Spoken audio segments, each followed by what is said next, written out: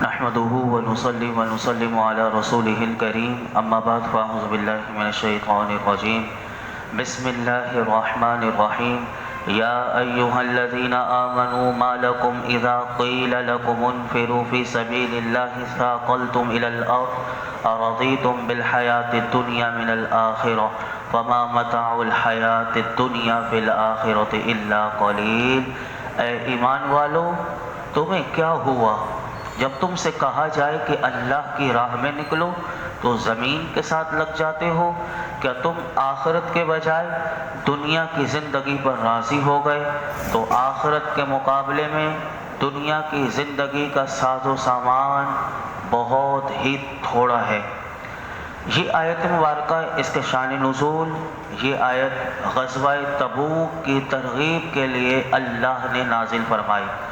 غزوہ تبوک یہ ملک شام کے اطراف مدینہ طیبہ سے کافی فاصلے پر ایک مقام ہے، اور اس دور میں تبوک کی طرف جانے والا جو راستہ تعمیر کیا گیا ہے جدید حساب کی روح سے، اس کا فاصلہ 900 کلومیٹر ہے۔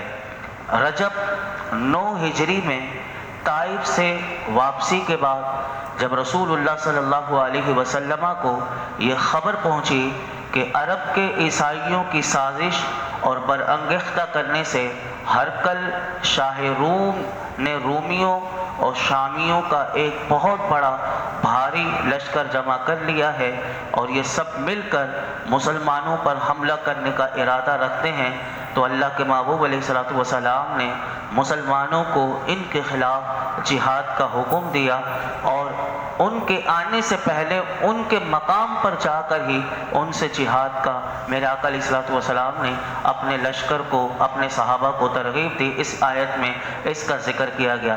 یاد رکھیے گا کہ یہ وہ زمانہ تھا کہ جس وقت نہایت تنگی تھی، قحط سالی کا دور دورہ تھا، اور گرمی کی شدت اپنے عروج پر تھی، اور اس وقت لوگ کھایا کیا کرتے تھے؟ تو مفسرین نے یہاں پر لکھا کہ دو آدمی ایک کھجور پر گزارا کرتے تھے۔ اللہ اکبر! آپ اندازہ لگائیں، کھانے کے لیے کچھ نہیں، دو آدمی ایک کھجور پر گزارا ہوتا تھا۔ اور سفر کا وہ دور تھا جبکہ اس وقت دشمن بھی تعداد میں بہت زیادہ تھے اور مضبوط بھی تھے، اور کئی وجوہات کی بنا پر گھر سے نکلنا اس وقت بڑا مشکل محسوس ہو رہا تھا، کیونکہ گرمی بھی اپنی شدت پر، اور پھر میدان جہاد میں جا کر کافروں سے لڑنا یہ بہت مشکل کام تھا۔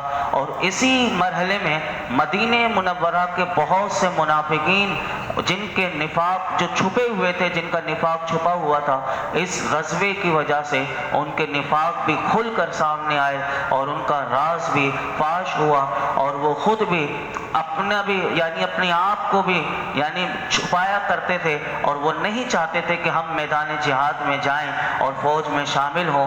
ان کا کام یہی نہیں تھا کہ وہ خود بھی رک گئے اور وہ دوسروں کو بھی روکنے لگے، منع کرنے لگے، لیکن اس کے باوجود بھی کیونکہ یہ آیت مبارکہ اللہ نے نازل کی اور اللہ کے محبوب نے جب جہاد کی ترغیب اپنے صحابہ کو دی، تو مفسرین فرماتے ہیں کہ غزوہ تبوک کے لیے 30,000 کا لشکر جمع ہو گیا۔ اب یہ 30,000 مجاہدین تو جمع ہو گئے، لیکن ان کے لیے اب سامان اور سواری کا وہ بندوبست کرنا تھا، اور یہ کٹھن مرحلہ تھا۔ تو اس وقت میرے آقا علیہ السلام نے عرب کے تمام قبائل سے فوجیں اور مالی امداد طلب فرمائی۔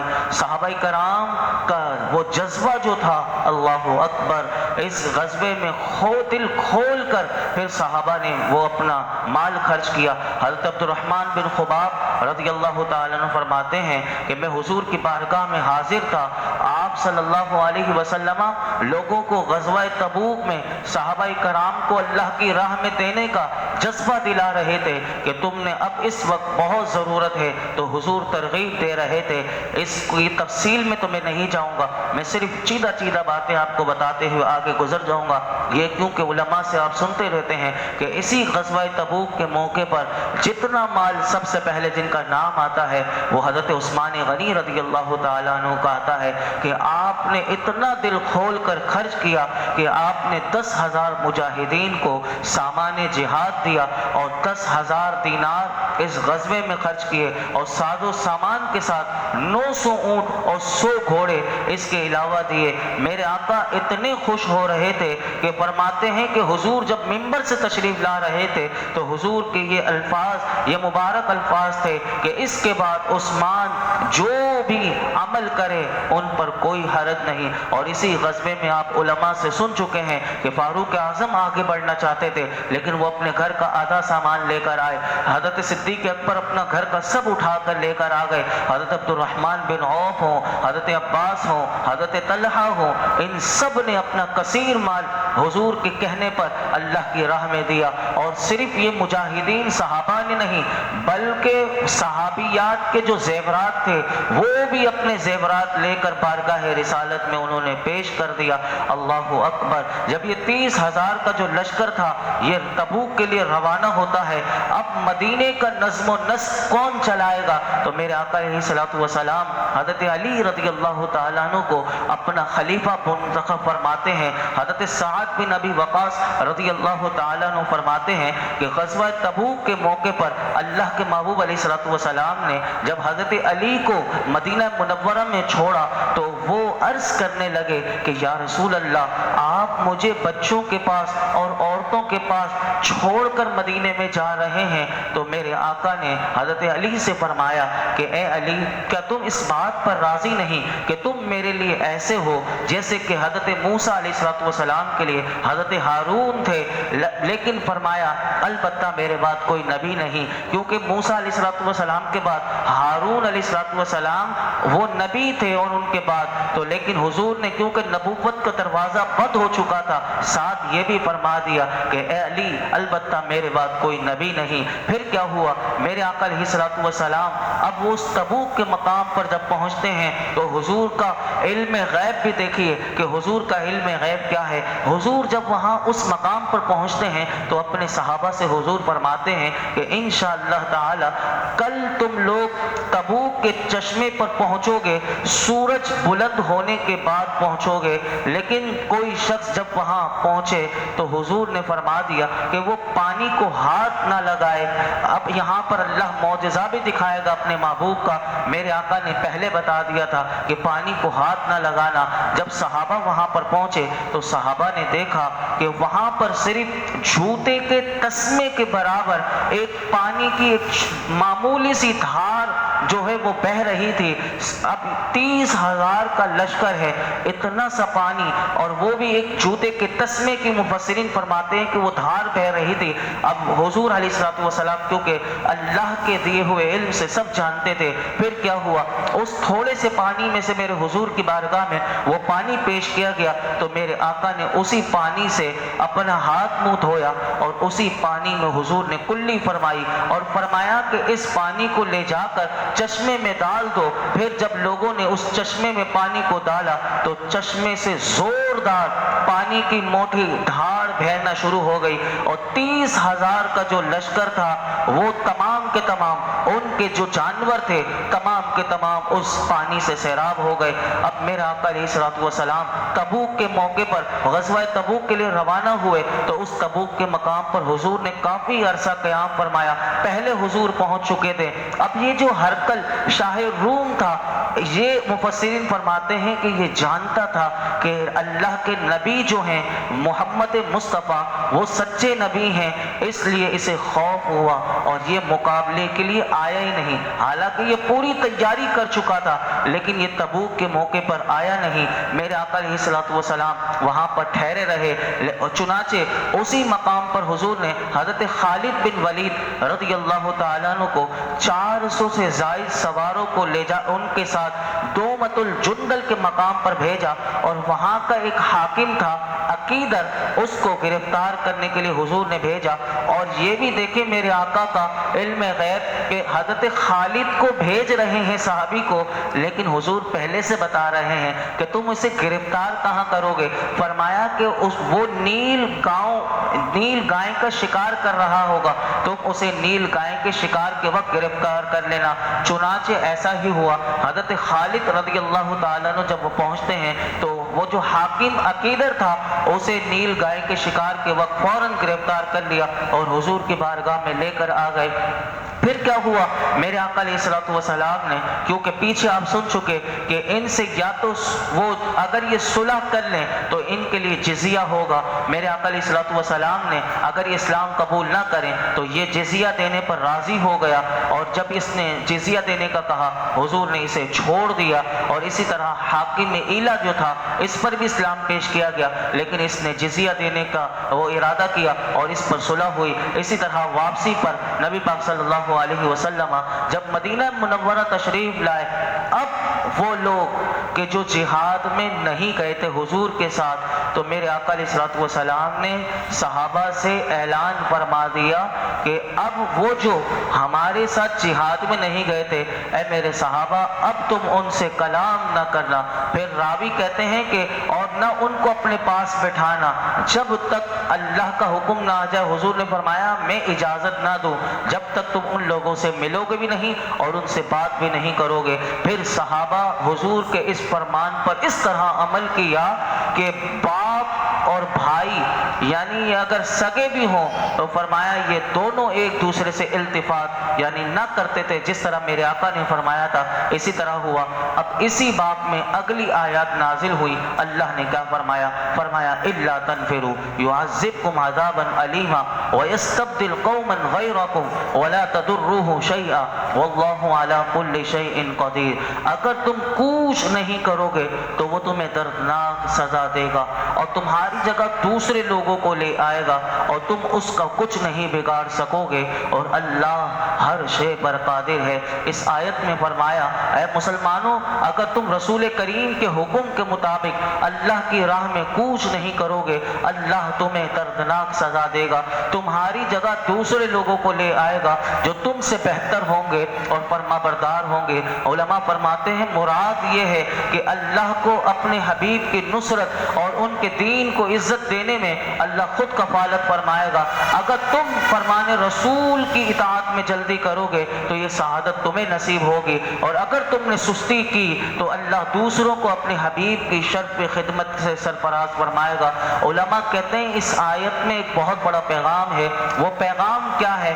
وہ پیغام یہ ہے کہ دین کی تبلیغ مسلمانوں کی ذمہ داری ہے۔ اگر کوئی یہ سعادت حاصل کرتا ہے تو یہ اللہ کی اس پر کرم نوازی ہے، ورنہ یاد رکھنا چاہیے یہ آیت بتا رہی ہے کہ اللہ کا دین ہمارا محتاج نہیں، اللہ کا دین ہمارا محتاج نہیں بلکہ ہم اس کے محتاج ہیں، اور اسلام کی اشاعت، اسلام کا پھیلانا یاد رکھیے گا ہم پر موقوف نہیں بلکہ ہم سے پہلے بھی دنیا میں اسلام تھا، اور جب ہم نہیں بھی ہوں گے ہمارے بعد بھی قیامت تک دین اسلام رہے گا۔ یہ آیت یہ بتا رہی ہے۔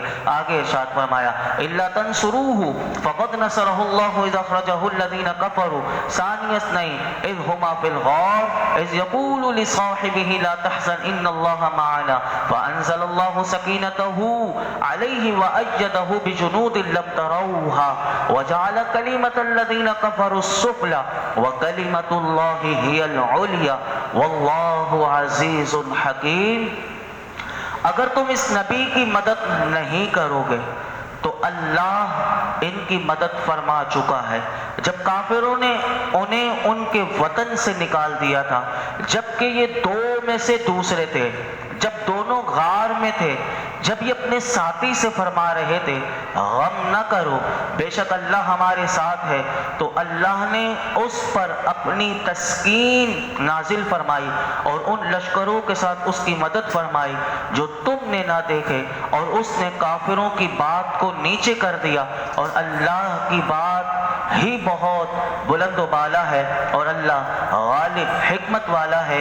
اس آیت مبارکہ میں اللہ رب العالمین نے ایک اور انداز سے مسلمانوں کو جہاد کی ترغیب دی کہ اگر تم میرے حبیب کی مدد نہیں کرو گے تو اللہ ان کی مدد فرمائے گا، کیونکہ اللہ نے ان کی مدد اس وقت بھی فرمائی تھی کہ جب وہ مکہ مکرمہ سے ہجرت کے وقت نکل رہے تھے تو ان کے ساتھ صرف ایک شخص تھا، اور یہاں بدر اولا مدد فرمائے گا، یہاں پر وہ غار ثور کا واقعہ ہے جو آپ علماء سے سنتے رہتے ہیں کہ کس طرح حضرت ابو بکر صدیق رضی اللہ تعالیٰ عنہ کے وہ عظیم توکل، میرے آقا کے عظیم توکل، اور حضرت ابو بکر صدیق رضی اللہ تعالیٰ عنہ کی کئی اعتبار سے عظمت و شان پر یہ آیت مبارکہ دلالت کرتی ہے۔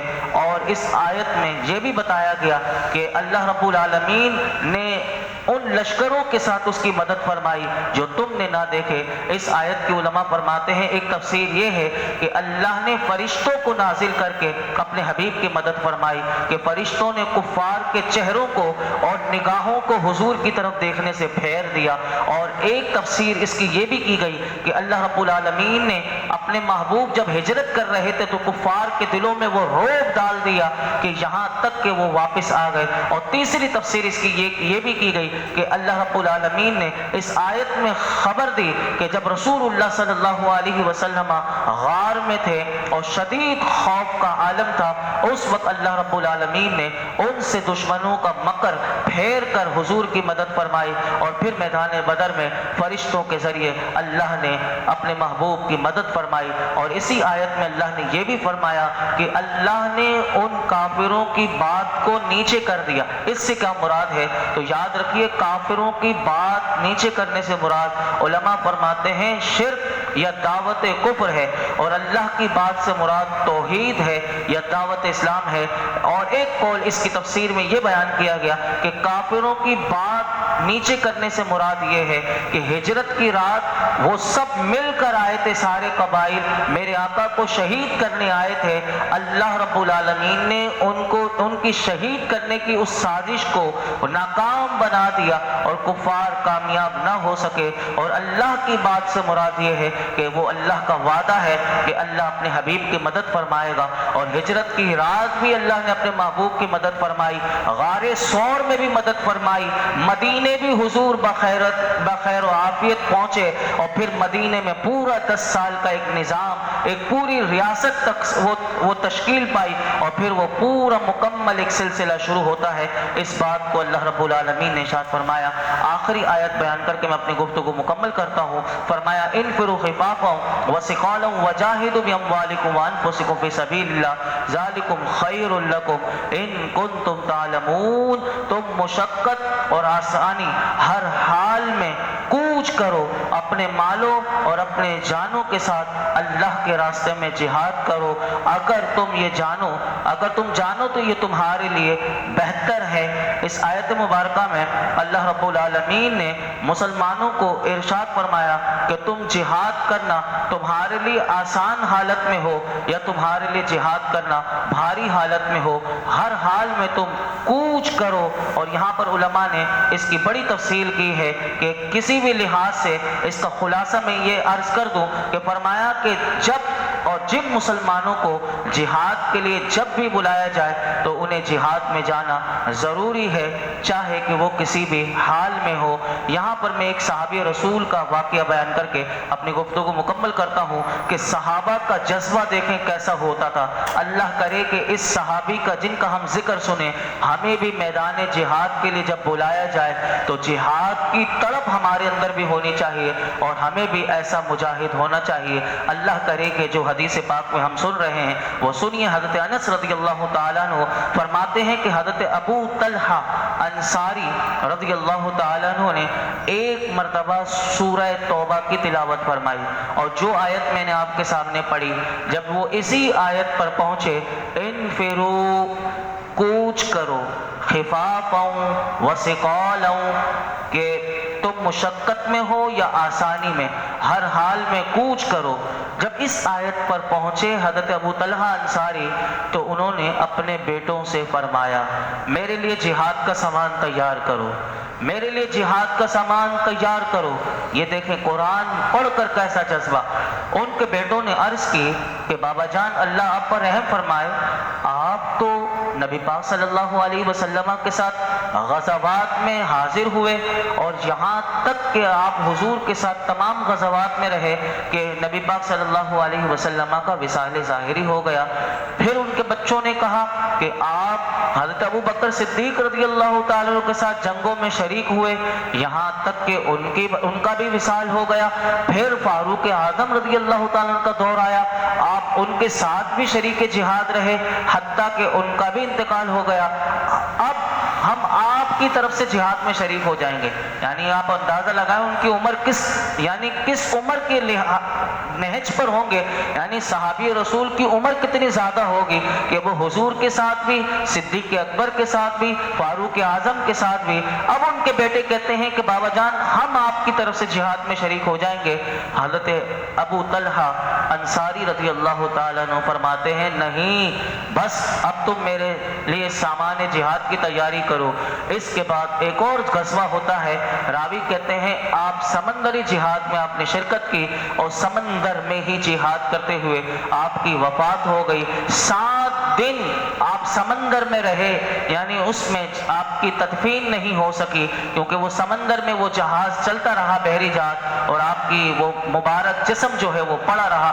راوی کہتے ہیں ایک جزیرہ ملا تو ان کو وہاں پر ان کی تدفین کی گئی، لیکن 7 دن تک ان کا جسم بھی سلامت رہا اور ذرا سے بھی اس میں تبدیلی نہ آئی۔ تو یہ ہے وہ اللہ کی راہ میں جب بندہ نکلتا ہے، ورنہ 3 دن کے بعد جسم سے بدبو آنا شروع ہو جاتی ہے۔ لیکن اللہ والوں کا آج بھی اللہ دکھاتا ہے، اور یہ میدان جہاد میں بھی ایسا ہی۔ تو ہمیں بھی اللہ رب العالمین ایسا جذبہ جہاد عطا فرمائے، اور قرآن پاک پر صحیح عمل کی ہمیں اللہ رب العالمین توفیق عطا فرمائے۔ الحمدللہ رب العالمین، والصلاة والسلام على سید الانبیاء والمرسلین وعلى آلہ واصحابہ اجمعین۔